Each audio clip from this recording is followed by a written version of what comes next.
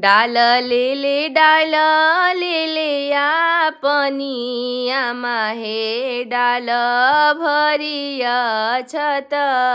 ले हे डाल भरिया छत ले हे पहिले चुमैया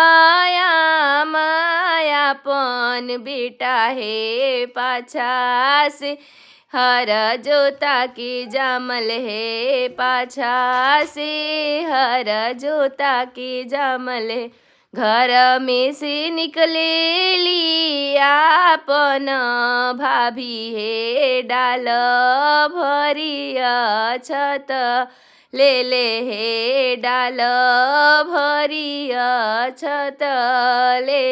पहिले चुमैहा भाभी आपन देवर हे पाछा से